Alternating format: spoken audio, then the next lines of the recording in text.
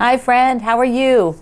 This is Saturday, and I'll tell you what, after being pretty much home for, I don't know, this might be close to 6 weeks for me, I am having a hard time remembering the day of the week. I don't know about you, but that is a casualty of all of this. It's like, what day of the week is it? Greg and I ask each other constantly. It's like, okay. So I know I do the video in the evening on Monday, but in between, what day is it? One of my friends wrote, it's like, it's from now on known as this day, that day, the other day, someday. So I'm Pat Sloan, and this is the April dailies, and our dailies are on the calendar. You can download it below under the video, and I have challenges every day. So I loved yesterday's letting go. So many of you told me that you have really interesting things that you want to work on, basically, that it made, sometimes you have to stop and think about those. You have to go like, okay, I'm going to focus on that. Because it's back here, but unless you bring it like right forward in the front of what you're doing, and make it happen. So yesterday was a make it happen day. So tell me if you did something. I'd really like to know. I do. So our challenge for today is another tidy up, but this one is specific. And if you happen to already have this tidy, yay you. But I was looking around my studio, and the floor needs some attention. Oh my goodness. I lost something under this big koala studio table. Here's my table. See, I'll shift you over there a little bit. Yeah, so this is a pull-out drawer, but it's heavy and it doesn't move much. I haven't moved it much since I put it in here, but I need to vacuum. I need to clean under here and get the dust bunnies that I noticed were under there, plus just general threads that just fall off accidentally. I use trash bins. I have them. I have these two great big trash bins on my table, and I have like a small one that's right by the sewing machine. So I never throw thread on the floor. It just sort of falls off me, off the projects, whatever. So the floor. Now, if you happen to be somebody that just tidied up your floor, maybe take a look at the rest of your house. It's Saturday. Do you have like a regime for cleaning? I do not. I do not. I'm not a person who cleans on Tuesdays or anything like that. I had a friend that had a business, and she had toilet Tuesdays or something like that. The bathrooms all got clean. It's like, oh, I'm not that structured. It'd be nice, but no. So if you have someplace else in your house that needs vacuumed, the floors need swept up, do that today. Just spend 10 minutes. Even if all you do is 10 minutes, at least that space will be clean. You never know. Sometimes that 10 minutes, then you end up getting, we actually can get more done than you think. So that's what I'm doing today. Saturday, 10 minutes. Okay. So I wanted to show you another interesting thing that I was looking at, because for our blocks that we're doing, our stay-at-home sew-along blocks, which I'll show you the one for today in a few minutes, but I was looking at fabric I wanted to use, and I can't use it like I thought, but I'm thinking I have a plan, so I'm going to show you that. I'm going to show you the plan. So let me get this fabric, and there's my block for today. You can't see it yet though, so I'm going to put it over here. Not yet. But there it is. I'll stick it out there. It's distracting. Okay, so this is a fabric that my friend Jane sent me when she sent me a block years ago for my birthday quilt. And she had cut out hexagons. See them? There, she cut out hexagons because she was fussy cutting them from this fabric. And then she just sent me the whole piece of fabric. And I've kept it because I just thought it was darn cute. Greg owned a VW Bug, which actually I think it was his mother owned it. But that's what he had to drive. One of the two things he had to drive. He had two cars. He had an old Ford panel truck too. when we were dating. So he had a blue one, a blue VW, And then I lived in Europe, so there was lots of Vespas and, you know, motor scooters in Europe when I lived there. So I thought, okay, this is it. This is what I want to use. But I have to get my ruler over here. This is the only one I can reach. So, but I need a 6-inch square, right, for our project.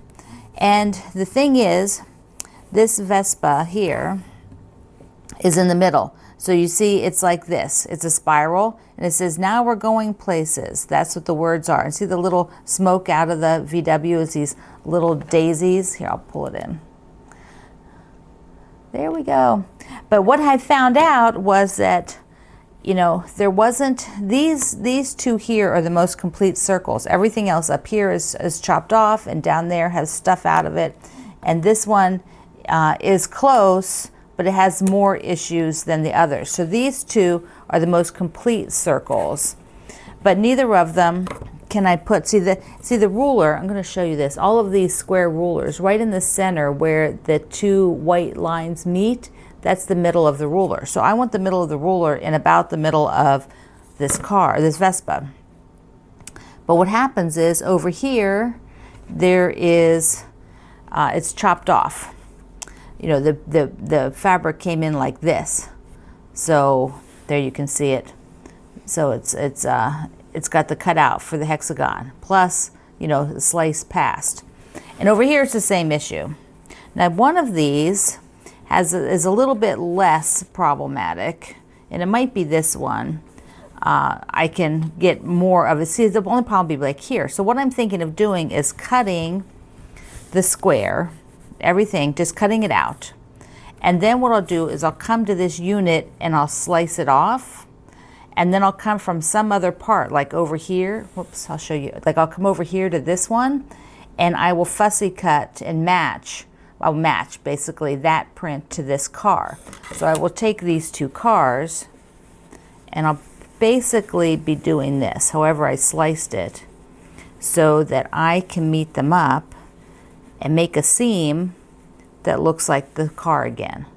So I can do it. I can get it actually quite accurate. I've done these a lot of times. You just want to get the fold first, exactly where you need it. So if you make that crease, let's see, it's close to here. It's not. That's not exactly it. There we go. So if I did that, I would be able to make the seam and then cut the final square after that. So that is my plan. That is my plan to get a square of this into my stay-at-home quilt. So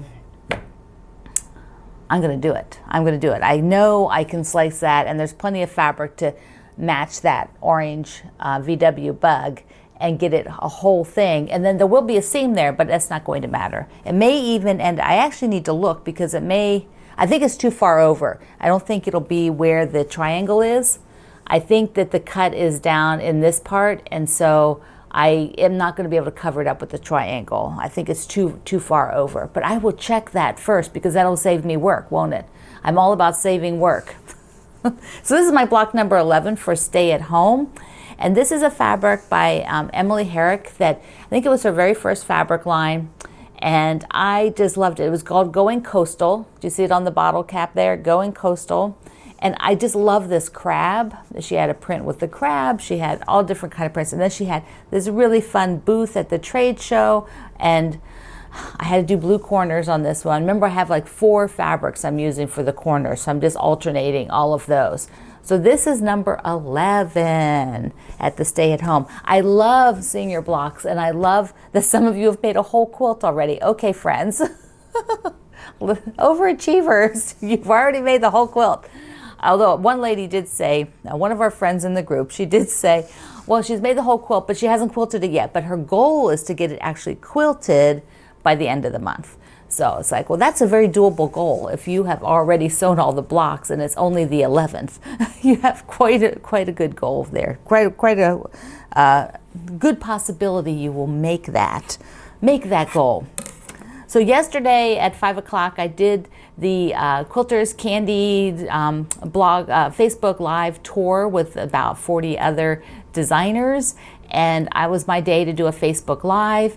A lot of them were doing a really nice trunk show. We had some technical issues with my Facebook Live, and also I had hoped to be outside to do it. I was going to put some quilts on the fence so that I could have them up, and I was just going to walk along, but there was just, I was having a lot of problems with that. First of all, I couldn't do it outside because it was super windy yesterday, like super windy.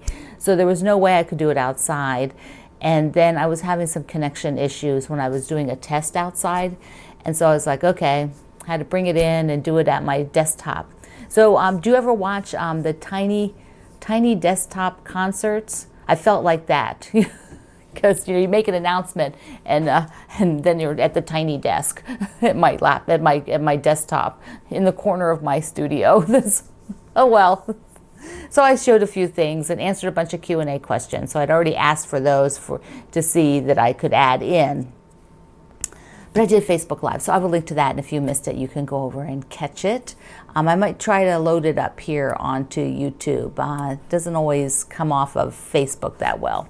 But anyway, it's Saturday, and you're going to go tidy up. That's your challenge for today. And if you're not going to do your floor, do something else. Okay, that's it. I love you. Thank you for being here every single day in March and every single day in April. This is so much fun. You encourage me, and you give me a lot of energy for all that you do. Thank you. Thank you, my friends. Mwah, mwah, mwah. I love you. Talk to you online.